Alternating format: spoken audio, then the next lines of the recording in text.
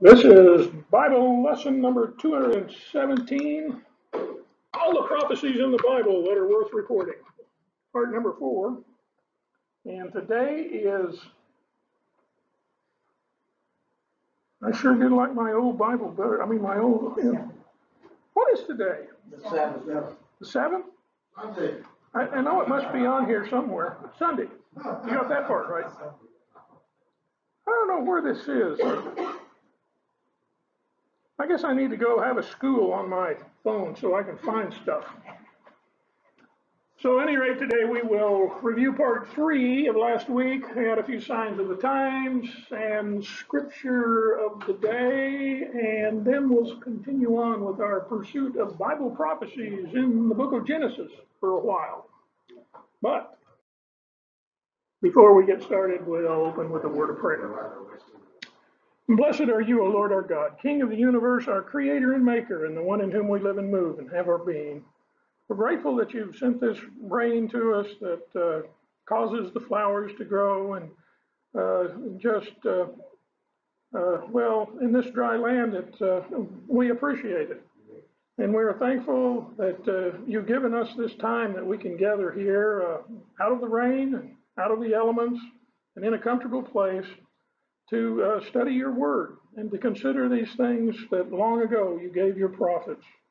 And so we thank you for all the things that you've done for us and for the opportunity of salvation that you give us through your Son, Jesus. And we just pray that our faith will be increased as we entertain this study, and that one day soon we will see you coming on the clouds of heaven. And we pray it all in Jesus' name. Amen. Okay, part 3 in review. We saw that there was a prophecy just in putting the names of the first patriarchs together, that it makes a story, and it pretty much summarizes all the prophecies in the Bible. And we also learned in Genesis 6 that angelic beings had relations with earthly women and produced giants on this earth. Those heavenly beings were called the B'nai Elohim, the sons of the gods. And they produced giants called Gibborim on planet Earth. And it said they produced them then and afterward, implying that after the flood, they were still here.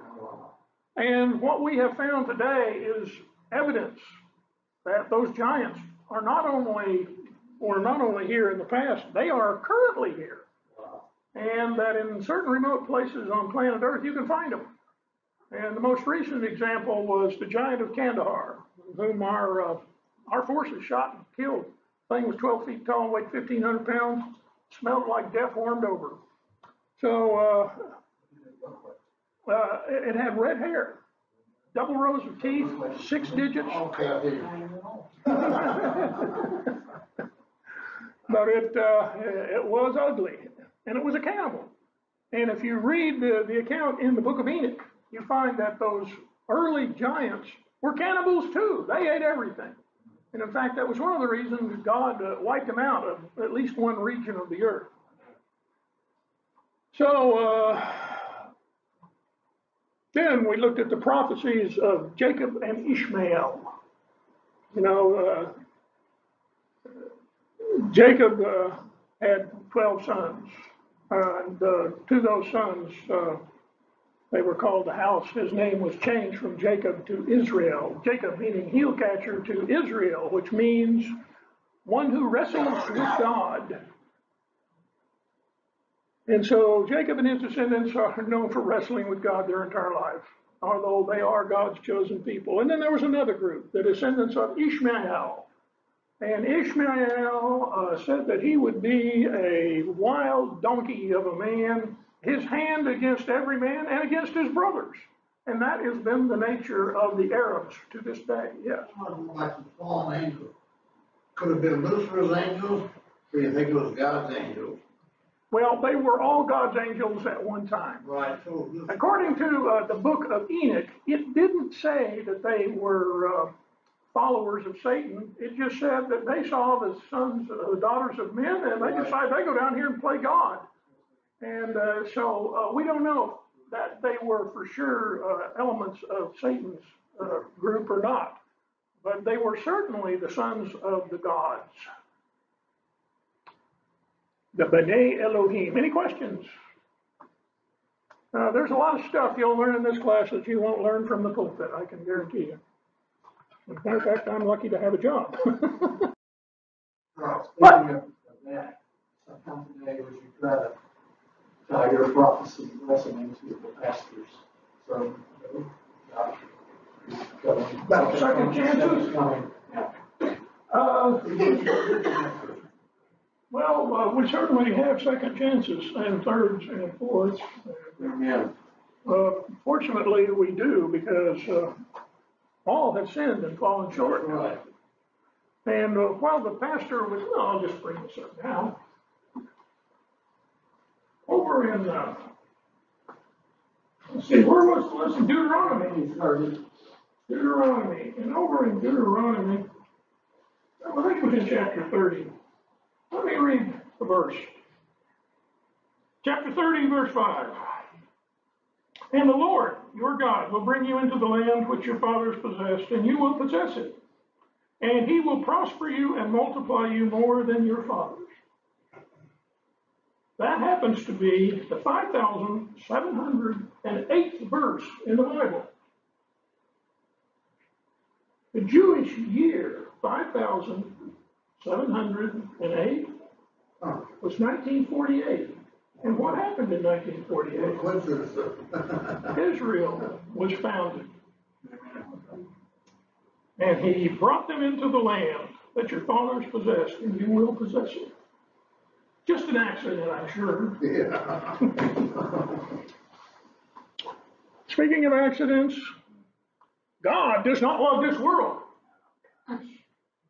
God never sent Jesus to die for this world. Jesus died because he was 2,000 years too soon, to bring about the end of the civilization of the Jews. He never was on no cross. There never was no Calvary for that Jesus. The real story is what I tried to tell you from the beginning. It didn't happen back there. It's happening right while you're alive and looking at it, Farrakhan told his audience.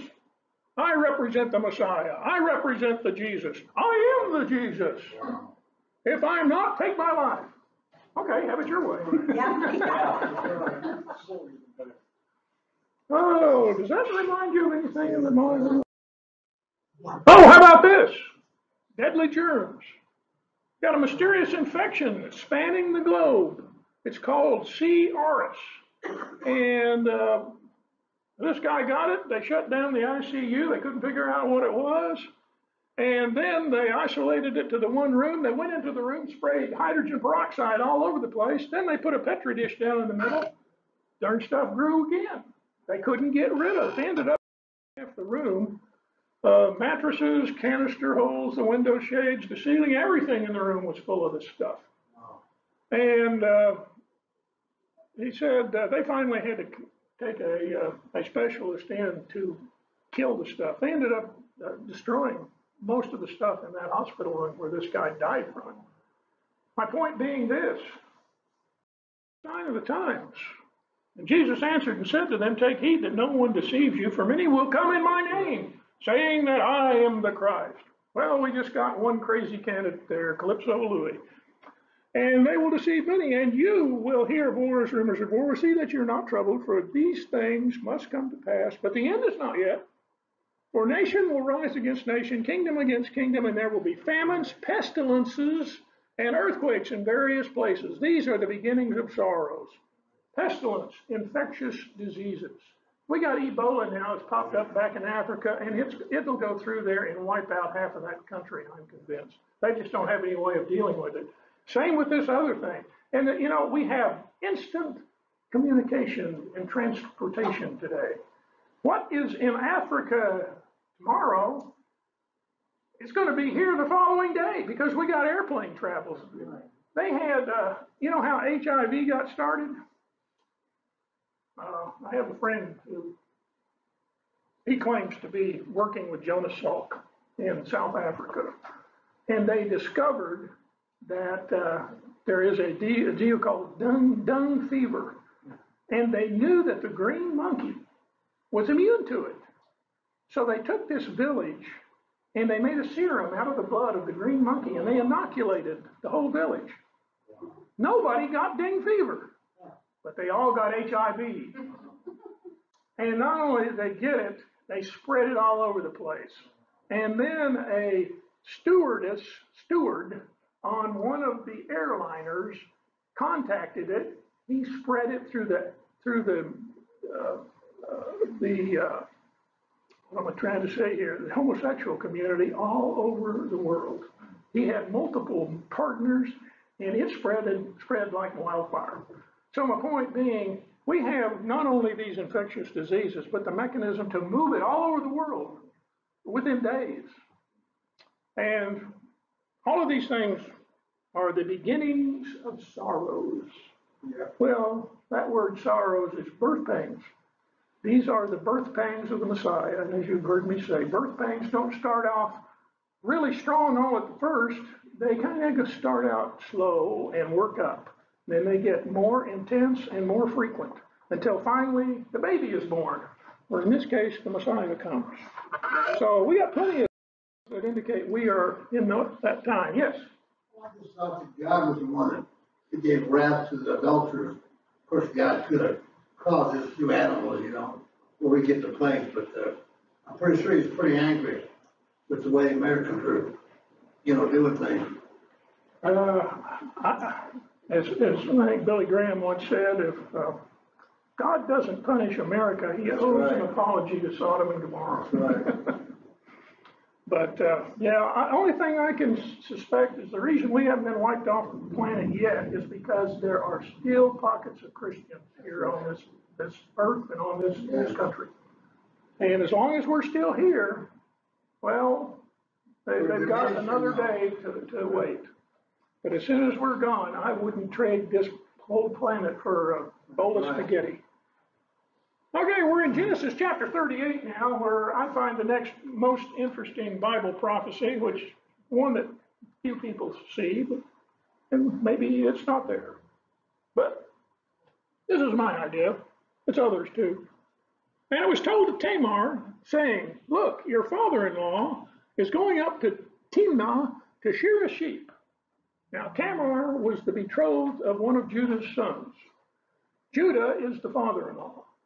So she took off her widow's garments, covered herself with a veil, wrapped herself, and sat in an open place which was on the way to Timnah, for she saw that Shelah was grown, and she was not given to him as a wife. Shelah was one of Judah's sons. So when Judah saw her, he thought she was a harlot. That's what harlots do. They wrap their face by the robe, because she had her face covered. And he turned to her, by the way, and said, please let me come in to you, for he did not know that she was his daughter-in-law. So she said, what will you give me that you may come in to me? Now we're bartering the price here. And he said, I will send you a young goat from my flock. So she said, okay, will you give me a pledge until you send it? And he said, yes, what pledge shall I give you? And she said, your signet and your cord and your staff that is in your hand. Then he gave them to her and went in to her, and she conceived by him.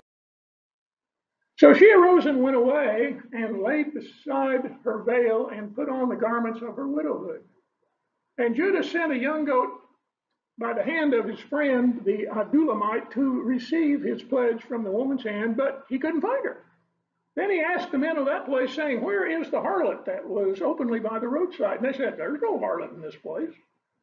So he returned to Judah and said, I can't find her. Also, the men of the place say there's no harlot living. Then Judah said, let her take them for herself, lest we be shamed, for I sent this young goat, and you have not found her. And it came to pass in about 3 months after that Judah was told, saying, Tamar, your daughter-in-law, has played the harlot. Furthermore, she is by child with harlotry. So Judah said, bring her out here and we'll burn her up. We'll teach her. Isn't that the way men work? They're at least 50% of this problem, and they're going to take it out on the woman. So she was brought out and sent to her father-in-law, saying, by the man to whom these things belong, I am with child. And she said, please determine those whose those are, the signet cord and the staff. So Judah acknowledged him and said, she has been more righteous than I, because I did not give her to Selah my son, and he never knew her again. And it came to pass at the time for her giving birth that, behold, twins were in her womb. And so it was that she was giving birth, that one put out his hand. And this is important, because the firstborn got a lot better deal than the rest of them, right? So we have to decide who's the firstborn. So the hand came out, and the midwife took a scarlet thread and bound it on his hand, saying, this one came out first. Now, which one was born first, right? But then it happened, as he drew back his hand, that his brother came out unexpectedly. And she said, how did you break through? This breach be upon you. Breach. Therefore his name was called Perez, which means breach. You messed us all up. Now, which one was born first? Really a tough problem, right? And afterward his brother came out, who had the scarlet thread on his hand, and he was named Zerah. Zerah means seed or brilliant one or something of that nature. So, the sons of Zerah were Zimri, Ethan, Heman, Chalcol, and Dardanus, or Dara. There were 5 of them. And when we were trying to decide how smart Solomon was, well, of course, you compare it to the smartest guy you know. And who did they compare it to? Heman, Ethan, Chalcol, and Dara, and the sons of Mahal, and his fame was in all the surrounding nations. So they're saying Solomon was smarter than Chalcol and Dardanus. Well, interestingly, we find that Ethan, Heman, and Zimri didn't have any progeny, but Chalcol and Dardanus. And we find that the founder of Athens, Cecrops, or Chalcol, in the Harmsworth's Encyclopedia, it identifies him as the founder of Athens. And his name in history was adulterated to Cecrops. We don't know exactly how that happened, but that's the way it was. It frequently happens as over time, that names get perverted. And so the founder of Athens was Chalcol. What happened apparently was, well, the tribes of Israel were in Egyptian captivity. And isn't it the smarter of everybody who kind of examines the political winds and decides that things are not looking good here? And remember when the Pharaoh came onto the scene who didn't know Joseph? That he became afraid of those Jews because, well, they were multiplying like rabbits. And he thought, well, boy, if an enemy comes, these people are going to side with the enemy and overthrow me. So that's when Israel got put under slavery and their lives became horrible. Yeah. Solomon offered whatever you wanted, wealth, or he chose wisdom. Of course, wisdom is going to give you the wealth and everything goes with it. So he was pretty smart in that sense of thinking. My suspicion is he wasn't smart at all. He was scared. Okay. He was scared of the job that he had to do. Okay. And so he felt he had to have wisdom because he couldn't handle it himself. He was smart enough to know he wasn't smart. Look at that. There's a lot of people that aren't that smart. Some of the things he built was, tremendously built. Yeah. In that time especially. Well, it just goes to show you that God rewards those who act correctly. That's right. So my point here is that Chalcol and Dardanus were smart. They knew what was going on, and they could probably read the writing on the wall before there was a wall and before there was any writing, that this is not a good sign, this Pharaoh, and they got out of there. And they took, I'm sure, a small group with them, and they went across the Mediterranean and founded Athens. We find the founder of Troy was Dardanus. The story of the Trojans, remember Troy and the Trojan story, the myth and the legend? According to Greek mythology, the Trojans were the ancient citizens of the city of Troy in the Troad region in the land of Asia Minor. Troy was known for its riches, gained from a port trade from the east and the west. They had fancy clothes, they had iron, and massive defensive walls. The Trojan royal family was started by Electra and Zeus, the parents of Dardanus. Well, here you see the Greeks, because they were they were Hebrews, they were Israelites, were from Judah anyway. They knew that Dardanus' father was Judah and mother was Tamar. But they embellished it a bit. And that's where the Greek mythology starts. It has an element of truth in it, but then they embellish it a bit. So when you see the words Electra and Zeus, well, we're talking Judah and Tamar. So Dardanus, the legendary founder of Troy, crossed over Asia Minor from the island of Samothrace, where he met Teucer. Teucer, he was himself a colonizer from Attica and treated Dardanus with respect. Eventually, Dardanus married Teucer's daughters and founded Dardania, later ruled by Aeneas. Anybody remember Iliad and Odyssey? You might remember that name, Aeneas. But at any rate, upon Dardanus' death, the kingdom was passed on to his grandson Tros, who called the people Trojans, and the land of Troad after himself. Ilius, the son of Tros, founded the city of Ilium, or Troy, that he called after himself. Now there's Troy, with the red letters, and then you can see Athens over here in about the center of the page. And you know what the region in between Troy and Athens is called? Well, it's the Aegean Sea, but it also has another name. It's called the Dardanelles. Where do you think the Dardanelles got its name? From Dardanus. You'll find Dardanus' name all over the place. So 6 generations after Dardanus, Brutus was born. He was prophesied to cause the death of both his mother and his father. And his mother died during childbirth, and he accidentally killed his father in a hunting accident. And because of that, he was thought to be accursed, and they kicked him out of the country. He sailed away by the white cliffs of Dover to an island of Great Britain. There he founded a new city called New Troy. Did you know that was the first name of London? There's a stone marker at the point of his arrival, and the city was later renamed the city of Lud, or London. There's the Brutus stone in London. Doesn't look like much, but that was the stone that he allegedly, where he landed. Now this is the ancient city of Troy, and you'll notice it's kind of a maze the way they set it up. Now there are Troy towns that you will find in London and in England. They're called Troy towns, and they don't even know why they're calling them Troy towns, but they are, and it's popular legend that the walls of Troy were constructed in such a confusing and complex way that any enemy who entered them would be unable to find his way out.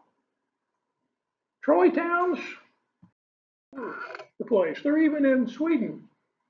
Trochborg, it literally means Troy town, and that's one. Here's another one in Dalby, North Yorkshire. These are called Troy towns in remembrance of where Dardanus' descendant Brutus came from.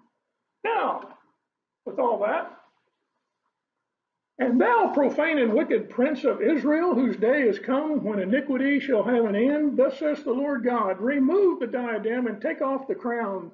This shall not be the same. Exalt him that is low and abase him that is high. And I will overturn it, and it shall no more be overturned until he whose right it is, and I will give it to him. We are talking about the two sons of Judah, Zara and Dardanus. They split. There was a breach between them.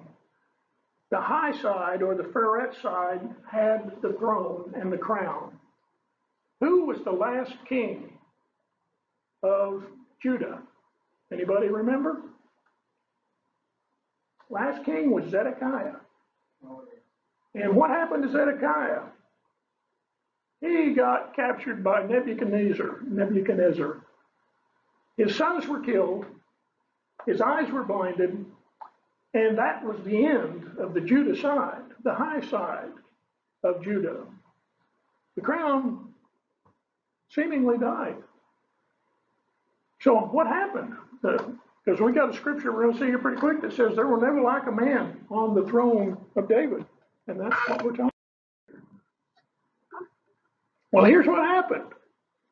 This is in Jeremiah chapter 43, but Johanan, son of Kareah, And all the captains of the forces took all the remnant of Judah that were returned from all the nations whither they had been driven to dwell in the land of Judah, even men, women, and children, and the king's daughters. And every person that Nebuchadnezzar, the captain of the guard, had left with Gedaliah, the son of Anakim, the son of Shaphan, and Jeremiah the prophet, and Baruch the son of Neriah.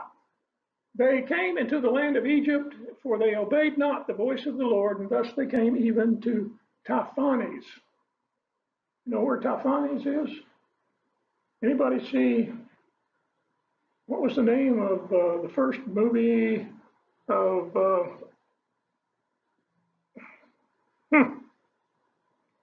Raiders of the Lost Ark? Oh, yeah. Where was the Lost Ark supposed to be? Tanis. That's Tanis. That's where they got the notion that the ark was there, because Jeremiah took all of his descendants of Zedekiah and his daughters and took them to Tanis. So that's how that started. That's for no extra charge. And Irish historians are unanimous that about 580 BC, there arrived in Ulster a noble man, Jeremiah, the prophet or saint, accompanied by an eastern princess and a lesser person by the name of Simon Brack or Baruch.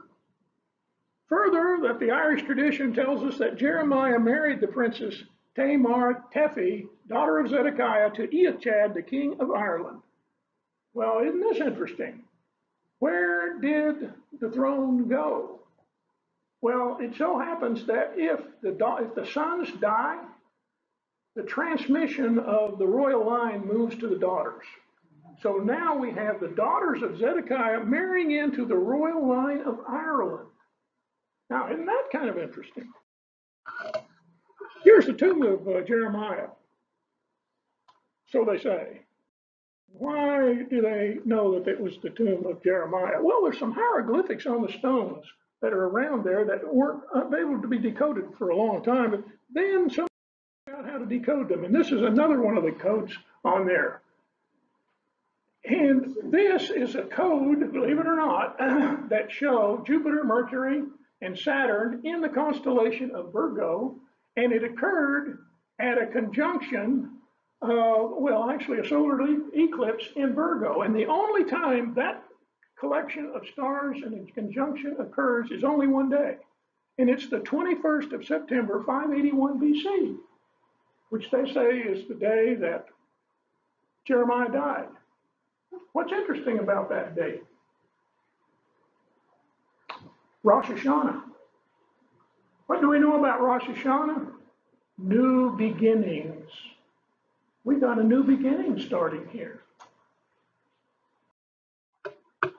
Now, the throne of Scotia, or as the Irish people were anciently called, was moved from Ireland into the southwest Scotland in the late 5th century. The kingdom of Dalridia in that area centered at Iona, perhaps the name related to Ionia of Greece, eventually growing to envelop what is now Scotland. It was clearly the previous overturn, which is why the Scottish monarchy, which became Britain's monarchy, was actually Irish. We have an overturn of the throne from Zedekiah over to the Irish.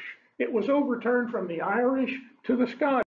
And then it was overturned from the Scots to England at James I. And what do we know James I as? King James Bible. Yeah. So now, what has that got to do with red threads? Well, hold on.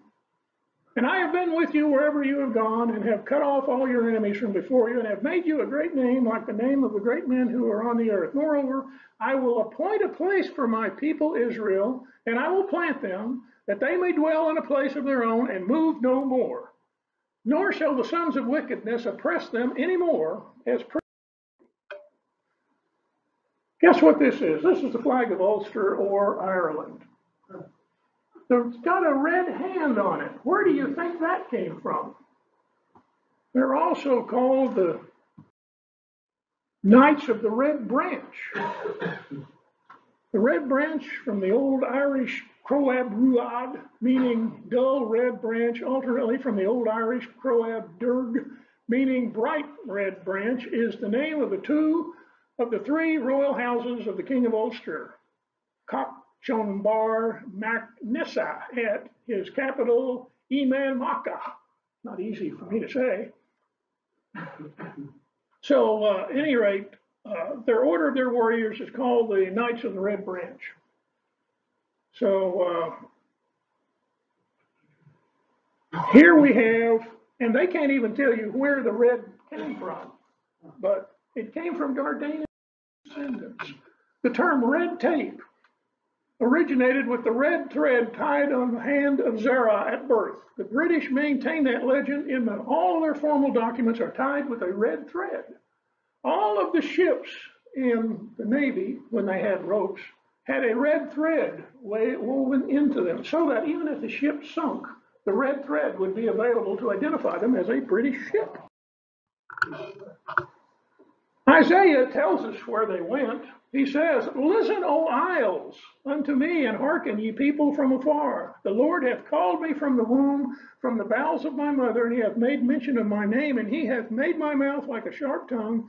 In the shadow of his hand he has hid me, he has made me a polished shaft. In his quiver he has hid me." They're hidden. "And he said unto me, Thou art my servant, O Israel, in whom I will be glorified." Israel is in the isles. The isles. Later in that chapter it says, "Behold, these shall come from afar, and lo, these from the north and the west, and from the land of Sinim." Where are the British Isles from Jerusalem? North, west. So Isaiah was telling us right then, if you want to find the Israelites, you better look in the Isles of the north. Sinai, which is the place Sinai. Sinai. Wish you hadn't asked me because I looked it up and I forgot. If you call me tonight at 10 o'clock, I'll remember. Call you about 11. Don't be surprised if nobody answers. So here it says, "Then I will establish the throne of your kingdom over Israel forever, as I promised David your father, saying, You shall not fail to have a man on the throne of Israel." If the throne died with Zedekiah, this prophecy can't be true. But if it were moved to Great Britain, then we have a place where this prophecy can be found to be true to this day. There is no reason why Great Britain needs a king and a queen, but they got them. Why do they got them? Because I am convinced it's that throne of Israel that's going to stay there until he whose right it is shall come and possess it. So Great Britain has been known for sending people all over the world to seek out and find answers to mysteries. But some of the greatest mysteries are right there among them. They are a great mystery, but their name implies who they are. Britain means covenant land. British means covenant man. Engel land, or England, is the land of the Angles. And we also find that, well, where did the Angles come from? When we get to Genesis 48, I don't think it's going to be next week, but it might be. I'll explain that to you. That's even more interesting than how Dardanus and his descendants and the red thread found its way up into Ireland. Because how the Irish got their name and where they came from, it's one of the most interesting stories that I found. And well, I went over this once. It was lesson number 17, and I didn't even know why I did it at that time. But it's of interest, and I'll repeat that in the coming weeks. So it's a short one. Only 30 minutes, which means I get 30 more minutes next week. Any questions about that? There's a lot of interesting, I kind of skimmed over it because Marilyn told me to skim over it, because if I didn't skim over it, I was going to get lashed. That's not how I said it. The last time you did this, maybe in that other lesson, you were so detailed it got boring. Oh, I wasn't bored. Well, maybe it's because I've heard it many times. there you go. Yeah, claim the earth is like 15.8 billion years old. And, God created Genesis, goes back, what, 3,000 or 4,000 years? So, what happened? Was it dinosaurs before God created? You've got to be very careful when you read Genesis. It says on the sixth day, God created Adam. Who is Adam? Well, Adam is a generic term for mankind. Right.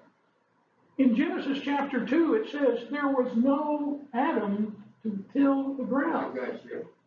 The creation story of Genesis is the story of Adam, tiller of the soil, and his descendants. It didn't say that that he was the only man on the earth at that 5 time. generations before that. Well, here's another story that's kind of interesting. Geneticists have looked at the human genome, and they have found that after every generation, the genome changes, and the change is regular. And they anticipated that if you look at, I think it's the Y chromosome of the female, it changes every generation, and by knowing that, you can anticipate how many generations there were from ground zero, or who they called Eve. Well, they had anticipated that what the rate of change was, but they didn't have any data points to prove it. But then they found a person of antiquity that they knew the date, and before this time, they had anticipated that man was on planet Earth about 180,000 years ago. Wow. But they didn't have any points along the way to make that assumption. But then they found a data point, and guess what they found? That the rate of change was 30 times higher than what they'd anticipated. 30 times what is 180? 6,000. We believe we're about 6,000 years from Adam. So the Adamites, or humankind, weren't on the earth 180,000 years ago. It was sometime slightly before 6,000 years ago when we believe that Adam was created. So there's a lot of evidence that proves the Bible is accurate to the finest detail. There are people who say, you can't use the Bible as a scientific book. Well, I sure can. It hasn't been proven wrong yet. Everything it said, we have found out through other sources is correct. And if we find out that it's wrong, we later have to correct it because we were wrong, not the Bible. So I have a great deal of respect and belief that that book we are putting our faith in is correct to the absolute finest detail. Because what it claims to be. That'd be like 6,000 years ago? What's that? How many years are you saying that would be? 6,000 years ago, around that time, roughly, is when mankind was created. And then there was a specific man created, a man who was the tiller of the soil. And the Chinese know him. And how could they know him if he was the first man? Well, they knew him because they were there before he was. The Chinese history goes back about 12,000 years. Or so they say. What about the pyramids? Could there ever been a civilization way advanced that could cut these? Here's the theory behind that. The Egyptians have a book called the Book of the Dead. And the Book of the Dead is a book which they find it in a lot of the tombs. And it tells a story about the past. And a person they believed who was called Enoch built the pyramids. The Bible says Enoch was not, for God took him. Well, where did he take him? We assume he took him to heaven, but he may have taken him for another job. Build me this pyramid. But he didn't do it himself. He just supervised probably angelic beings to do it. Because if you study very carefully the construction of that pyramid, there ain't no reason why ancient people should know anything that's encoded in that thing. Yep. Like using a laser or something. That's right. And then you will find in Isaiah 19:19, in that day there shall be a monument unto the Lord in the midst of the land of Egypt and on the border thereof, and it shall be for a sign and a witness of God. Where is that place? Well, it says in the midst of the land, that's in the middle, and on the border. Wait a minute, how can you be in the midst of the land and on the border at the same time? Well, it's very easy because Egypt is split into Upper Egypt and Lower Egypt. The boundary between Upper Egypt and Lower Egypt is called Giza, which means border. In the middle of the border, in the midst of the land, it constitutes one point. And guess what's there? The Great Pyramid of Giza. And that Great Pyramid is a very interesting place. It has, well, let's look at that passage in Isaiah. It has a gematria. There are 35 words in that passage, and it has a gematria of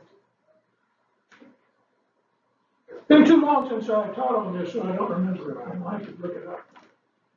Isaiah 19. It has a gematria of 5,449. So what does that mean? Well, it just so happens that the fundamental unit of the Great Pyramid is called a pyramid inch.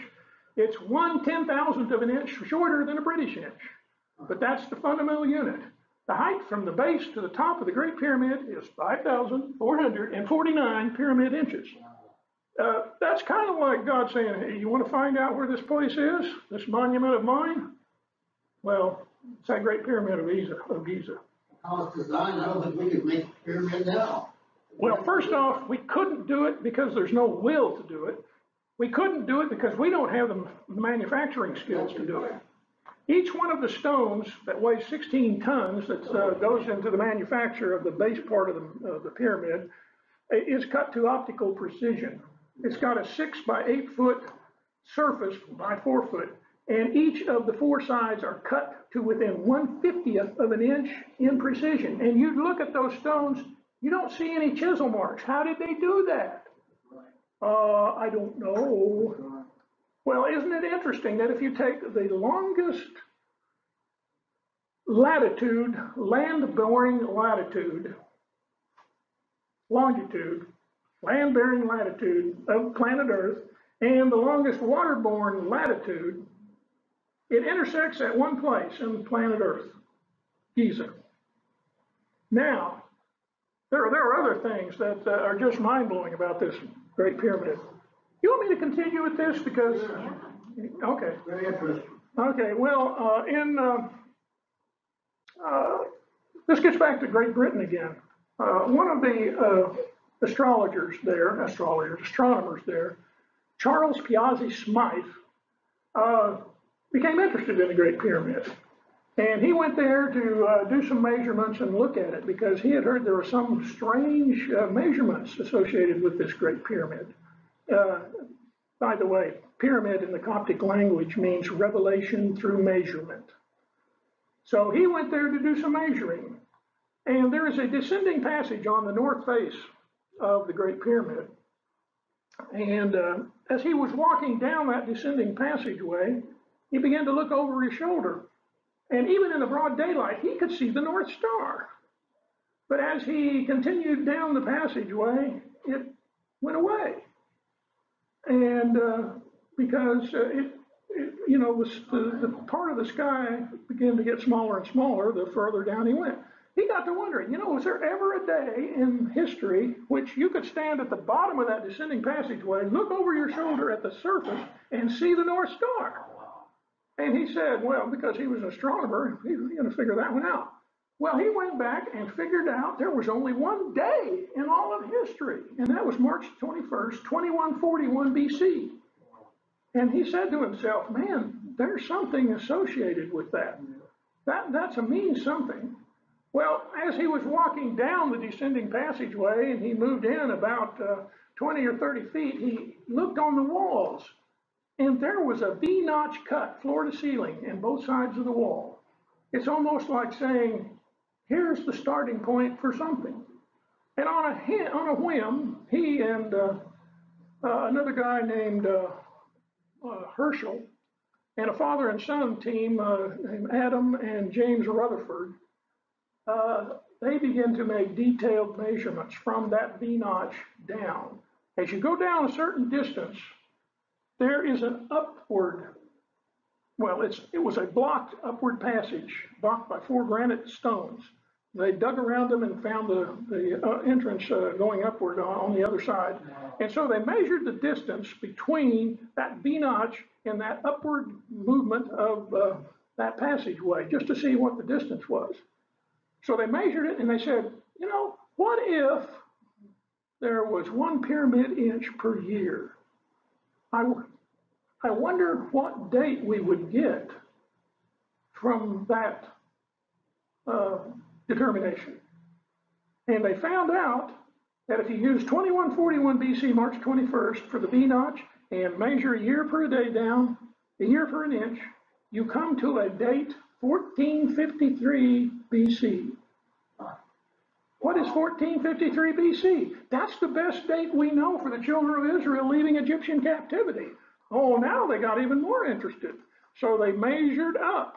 Now, this ascending passage goes up and it's very narrow, and then it breaks out like this, and the wall goes straight up and then it parallels off again. And I said, well, if that's 1453, let's measure up the passageway to the breakout. So they measured up to the passageway to the breakout. Guess where the breakout was? Well, it was Rosh Hashanah 2 BC. That would be September 29th, 2 BC. What happened there? Jesus was born. Now, if you go up, this passageway extends up like this at an angle, and then it finally parallels the floor. If you drop a rung line down where it begins to parallel the floor again, intersects the floor in another place. And guess where that was? Passover, 33 AD. Well, built the pyramids, he could, cut precise measurements and lift them up there, else they could have been giants who lifted them up there with using leverage, but well, my suspicion is if he used the watchers to do it, that was no problem for them. These were probably cut with like a laser or something. Well, who knows how they did it? Right. But it would take somebody with some extraordinary skill and equipment to do it, and it's not possible to do it to this day. Right. So if you go on up into the pyramid, you get other dates. Nobody has ever been able to decode it all the way into the king's chamber, but everybody has a guess. But those dates remain solid. And it, to me, confirms what Isaiah 11:11 says, 19:19, was that this is a monument of God. Amen. Now, there are 3 pyramids there. And if you look at them from overhead, the first 2 are on one line, and the other one is skewed off from the line a little bit. And it is the smaller of the 2. If you look up in the belt of Orion, you will find exactly the same star configuration in the belt of Orion. Now, what does that got to do with anything? Well, remember the gospel in the stars. And